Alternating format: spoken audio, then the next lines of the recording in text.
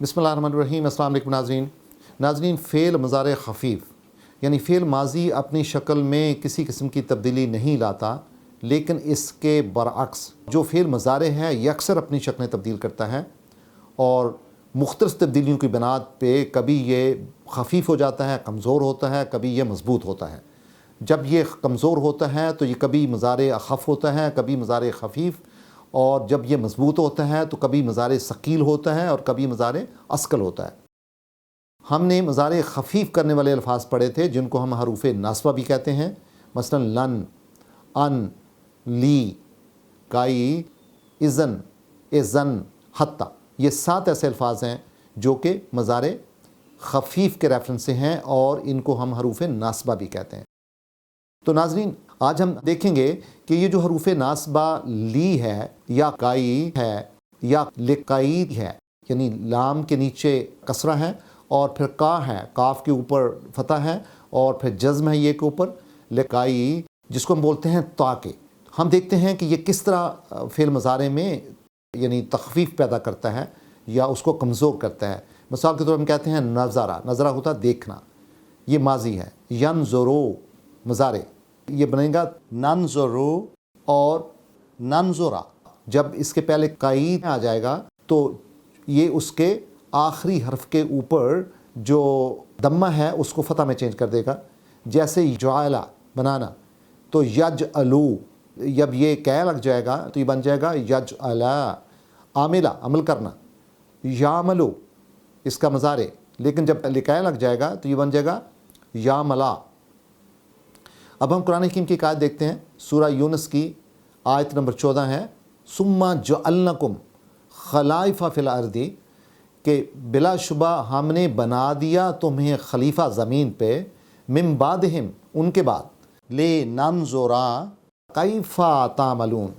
ताकि हम देखें कि आप कैसे अमल करते हैं। नाज़रीन, ले ननज़ुरा, गौर करें, चूँकि लाम लगा है और लाम हर्फ़े नास्बा है और ली, इसकी वजह से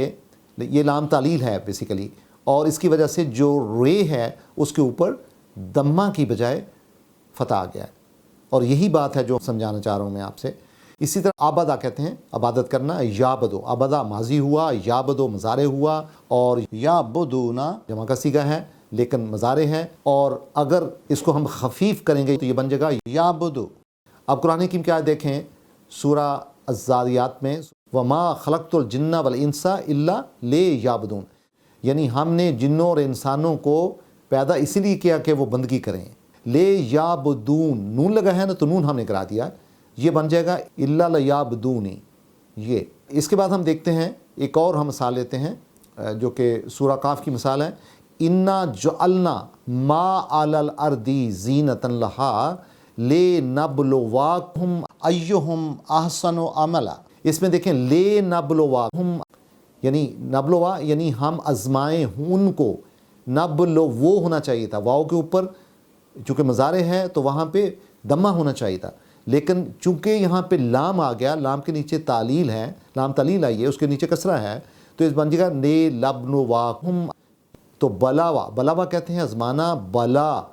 यानी उसी से उसका माजी है, उसी से यबलवू ये मज़ारे हैं, और नबलवू चूँकि जमा का सीगा है तो इसका जब ख़फ़ीफ़ करेंगे हम, और नबलवा आपके सामने नज़र भी आ सकता है, देख सकते हैं। फिर सूरा मुल्क की आयत है, अल्लज़ी खलक़ल मौता वल हयाता ले यबलवाकुम अय्युकुम अहसनु अमला, यानी अल्लाह ताला की ज़ात वो हस्ती है जिसने मौत को और ज़िंदगी को पैदा किया, किस मकसद के लिए, ली यौम लाम तालील है, ले यबलवाकुम, देखो फिर वाव के ऊपर आपको फ़तह नज़र आ रहा है, अय्युकुम अहसनु अमला, ताकि देखा जाए कि कौन अच्छे से अच्छा अमल करता है। तो नाज़रीन, कई की मिसाल एक देखते हैं, वदादा कहते हैं लुटाना और उससे रद्दा है, और या दो और मज़ारे हैं या रुद्दू, यानी दो दाल इकट्ठे हो गए तो उसको हमने शद दे दिया। इसी तरह करेरा करार पाना और कर्रा उसका, और जब हम उसको मज़ारे देखेंगे तो ये बनेगा यकरारू और यकर्रू। और हज़न कहते हैं यानी गम होना, और उसकी जब हम हज़ना यहज़नो उसका मज़ारे हैं, और तहज़नू यानी उसको गम, और फिर अलीमा जानना, यालमो तालमो। تو ناظرین یہی الفاظ نیچے کی آیت میں فَرَدَدْنَهُ إِلَىٰ أُمِّهِ، تو پھر ہم نے اسے لوٹا دیا اس کی ماں کی طرف، کائی تقر عینها، تاکہ اس کی آنکھیں سکون پائیں، ولا تحزن، اور وہ کوئی غم فیل نہ کریں، وَلَا تَعْلَمَ أَنَّ وعد اللہ، اور وہ جان لیں کہ بلا شبہ جو اللہ تعالیٰ کا وعدہ ہے، أَنَّ وعد اللہ حق، کہ اللہ تعالیٰ کو جو وعدہ ہے وہ سچا ہے، برحق ہے، وَلَٰكِنَّ أَكْثَرَهُمْ لَا يَعْلَمُونَ، لیکن اکثر جو لوگ ہیں وہ اس حقیقت سے واقف نہیں ہیں، اس کا علم نہیں رکھتے۔ اس میں دیکھیں تقرہ میں عینہا، ٹھیک ہے، تقرہ پہ غور کریں، چونکہ کائی کے بعد آیا ہے تو رے کے اوپر زبر ہے، پھر تحزنہ پہ غور کریں، پھر تعلمہ پہ غور کریں۔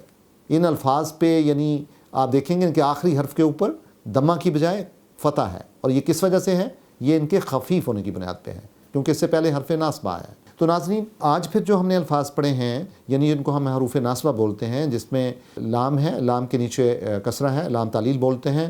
کئی ہے، اور جس کا مطلب ہوتا ہے تاکہ، اور بعض کا پھر ان دونوں کو ملا کے لکئی بھی آتا ہے، جس کا مطلب تاکہ، دونوں کی سینس میں آتا ہے۔ تو یہ جتنی ہم نے آیات آج پڑھی ہیں، آپ دیکھ سکتے ہیں پہلی 4 جو مثالیں ہیں قرآن حکیم کی آیات کی، وہ لام تعلیل کے حوالے سے ہیں، اور لام تعلیل نے جس طرح فعل مضارع کو خفیف کیا ہے وہ دیکھ سکتے ہیں،